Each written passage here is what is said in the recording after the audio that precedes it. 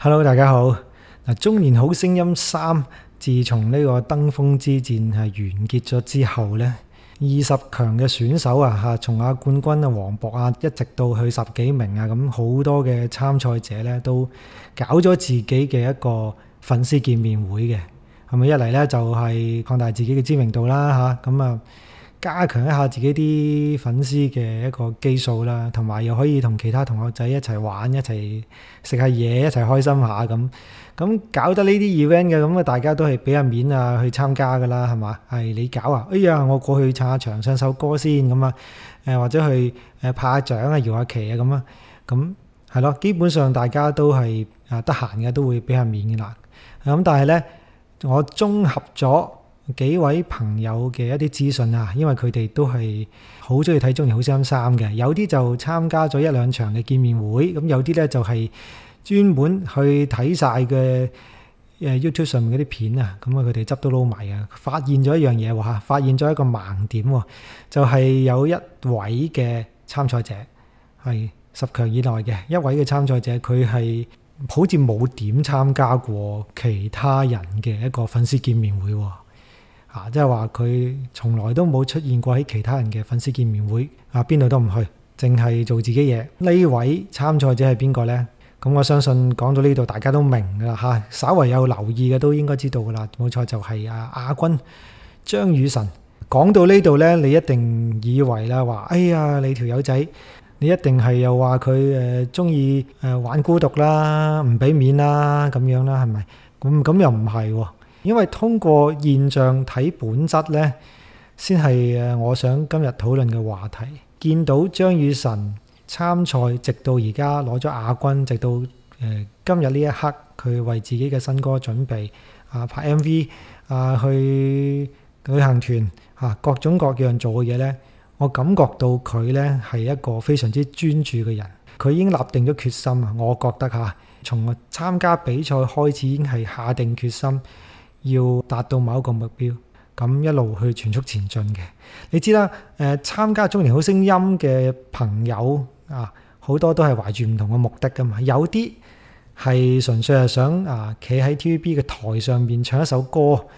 咁已經係於願足矣了咗自己嘅心願啦。咁有啲就係想話，不如我證明下自己啦，睇下我唱歌得唔得啦？話唔定人到中年。咁可能得呢？咁係咪唔使同啲後生爭呢？多個機會呢？咁有啲係咁諗嘅，有啲係純粹係想識下朋友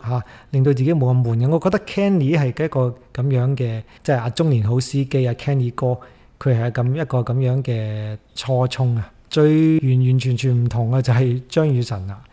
佢嘅參加中年好聲音嘅目的呢，我自己覺得只有一個，就係我要重拾音樂事業。我要攞獎，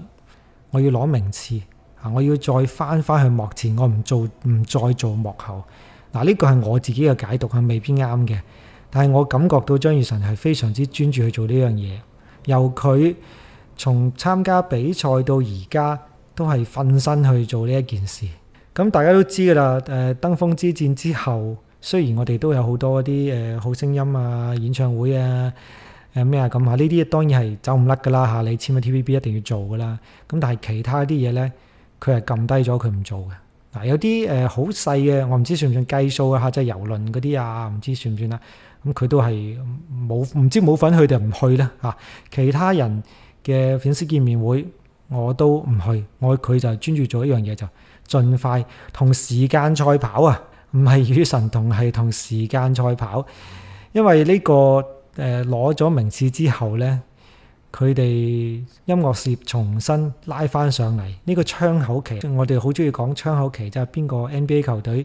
呢個攞冠軍嘅窗口期有幾短呢？1年2年咁中年好聲音參賽者其實佢哋要出名，要音樂事業走上正軌嘅窗口期呢，就更加短嘅。中二可能佢哋都係得幾個月嘅時間，咁中三其實都係嘅，只不過係中間就多咗個星秀咁啫。好短嘅窗口期，呢個窗口期把握唔到呢，分分鐘就會俾人遺忘啦。而張雨晨咁樣做，我反而可以理解佢，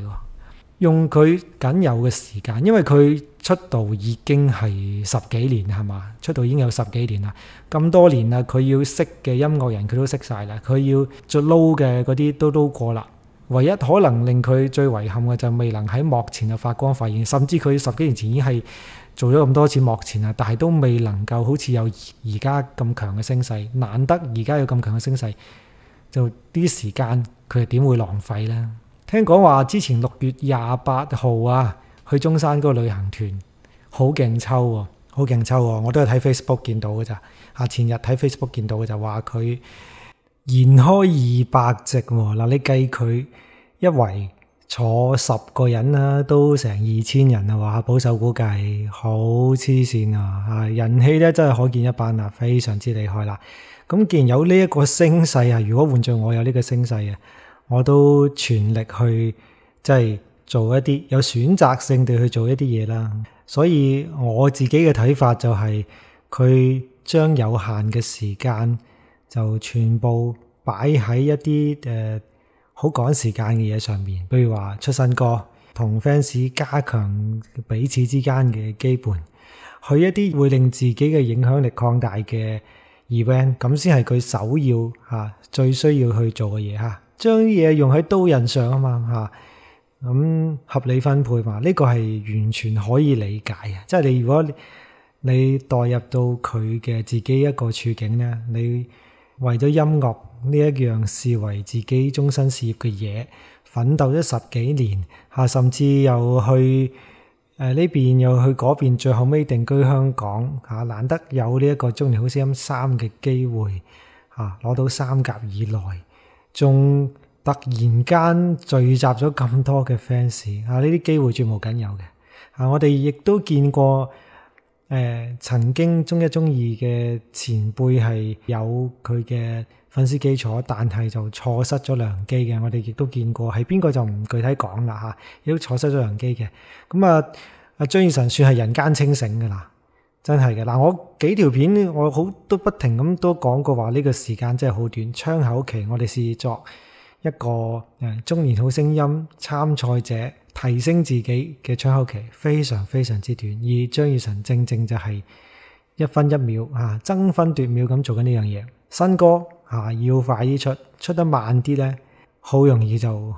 見咗啦嚇。咁好快啦，已經7月4號定5號就已經有佢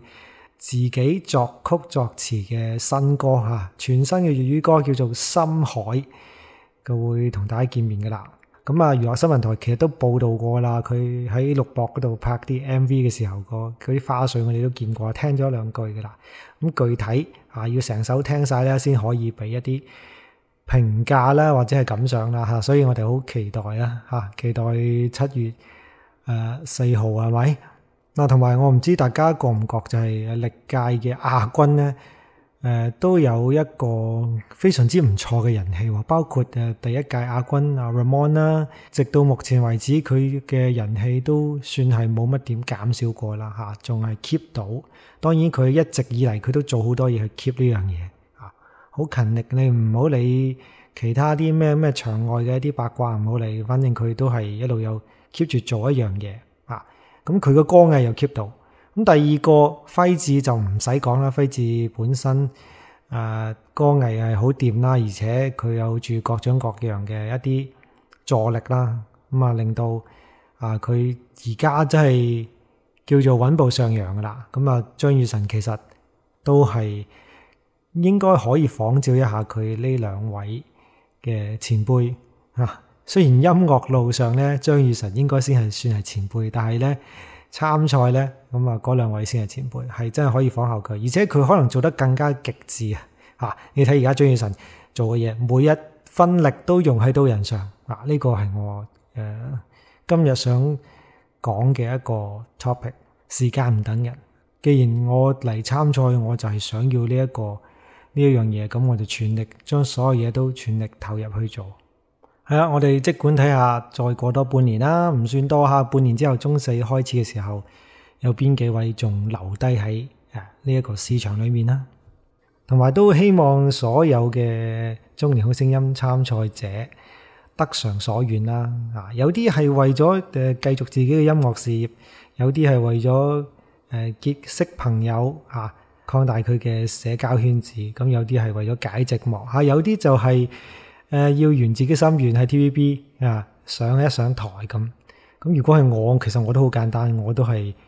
我可以出現喺 TVB， 我就已經心滿意足噶啦。到7月5號，我哋再睇下張雨晨嘅新歌啦。今日就講到呢度，我哋下條片再見啦，多謝你嘅收聽，拜拜。